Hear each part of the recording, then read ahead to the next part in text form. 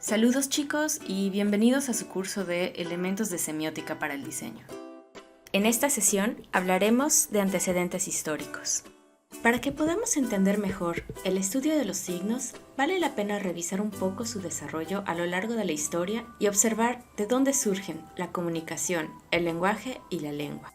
Esto nos permite analizar la manera en que los seres humanos hemos construido la cultura desde lo más básico y primitivo hasta los complejos sistemas sociales que tenemos hoy en día. Algunos son datos que, aunque parecen pequeños, ocasionaron grandes cambios en cómo funcionaban las comunidades y su manera de pensar. Orígenes.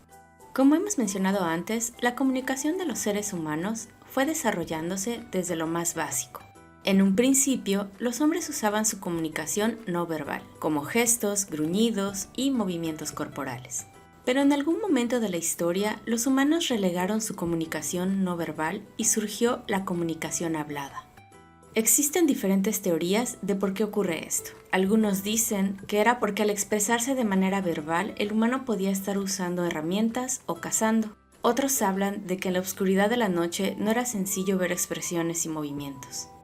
Sea cual sea la razón, el humano comenzó a usar el recurso del habla para entenderse y eso fue un gran salto en el desarrollo de la humanidad. Poco a poco se fue generando un lenguaje básico que permitía comunicarse, lo cual llevó a las personas a desarrollar pensamiento conceptual, que se convirtió en la manera de compartir ideas y crear cultura. Una vez que la humanidad se volvió sedentaria y nació la agricultura, se comenzó a tener la necesidad de plasmar la información en algún medio para poder acumular conocimiento y transmitirlo de generación en generación, y ya no solo depender de la memoria. Y así nació la cultura. Evolución.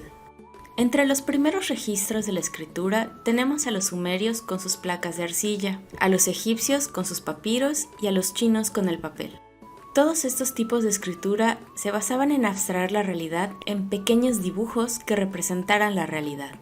La escritura cuneiforme, la jeroglífica y la ideográfica son el principio de la generación de los signos lingüísticos.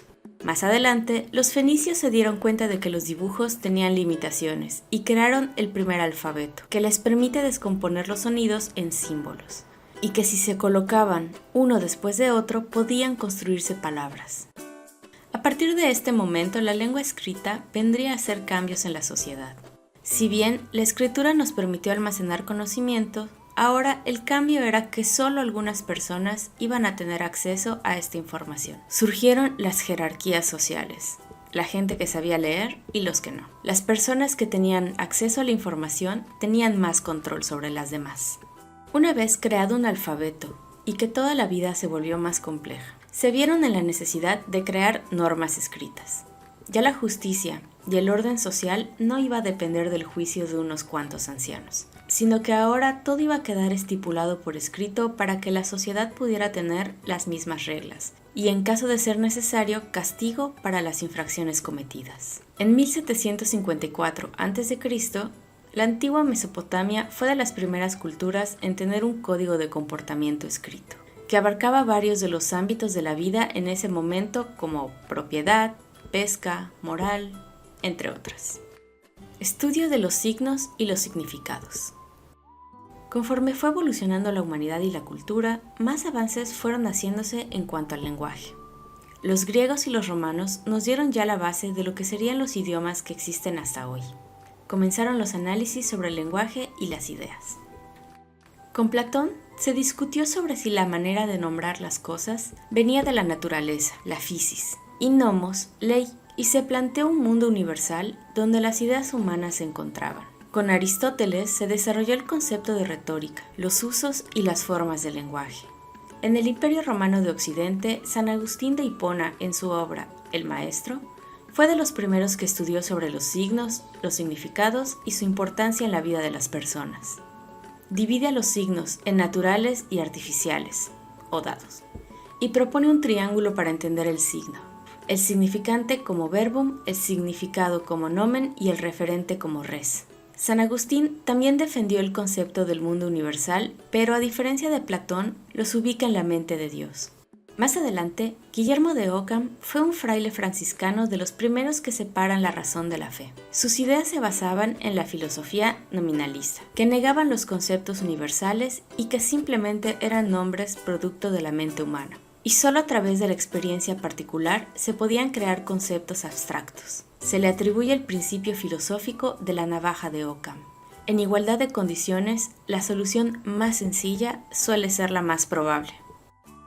Hasta ese momento, todo el conocimiento era limitado a las personas que tenían acceso a los libros. Los libros eran reproducidos por copistas que escribían el libro una y otra vez. Pero ya al final de la Edad Media, otro avance que marcó un hito en la historia de la humanidad fue la invención de la imprenta de Gutenberg, que permitió reproducir el conocimiento para que llegara a más personas. Esto democratizó la información y al tener más acceso a los libros, más gente aprendió a leer, lo que trajo como consecuencia la creación de más contenido. Ahora, con un mundo abierto a la publicación de contenido y conocimiento, más autores comenzaron a publicar sus escritos y ensayos. Ya en la Edad Moderna, y tomando como base la visión de Ockham, John Locke también negaba las ideas innatas. Locke decía que la única fuente fiable para obtener conocimiento era a través de los sentidos y la experiencia. Locke tenía la teoría de que todos somos una pizarra en blanco, que vamos llenando a través de la experiencia, y de la cual tomamos toda la información para crear nuevas ideas. Pensemos por un momento en los monstruos de la ficción. Todos suelen ser una reinterpretación de animales que ya conocemos, o de cosas que nos asustan. Distingue entre ideas simples e ideas complejas. Pensemos en ideas simples como las unidades básicas de la experiencia. Siguiendo como el ejemplo de los monstruos, las ideas simples serían los colmillos, el pelo, dolor, garras, etc. Y la idea compleja es la agrupación de estos elementos en un concepto más grande, en este caso, un hombre lobo. Locke y otros pensadores nos fueron dando las bases de la semiótica que conocemos. Pero dos pensadores en particular fueron los que ya plantearon a la semiótica como ciencia: Ferdinand de Saussure y Charles Sanders Peirce. Ferdinand de Saussure fue un lingüista suizo que nos dejó definiciones básicas para el estudio de la semiótica. Creó el concepto de signo lingüístico formado por el significante y el significado. Charles Sanders Peirce fue un filósofo estadounidense que nos trajo el concepto de pragmática semiótica, que explicaba la manera en que los signos afectan la manera de interactuar de las personas. A grandes rasgos, hemos visitado un poco de la historia de la semiótica, partiendo desde los momentos más primitivos donde surge el lenguaje. Poco a poco, los estudiosos fueron agregando más variables que permitieron tener una vista más compleja de la naturaleza de los signos. Variables que nos serán útiles al momento de crear contenidos e ideas que tengan un mayor fundamento y profundidad. Si bien por ahora parece un tema un poco confuso, conforme veamos sus aplicaciones será más clara su importancia. Muchas gracias, chicos, nos vemos en la próxima sesión.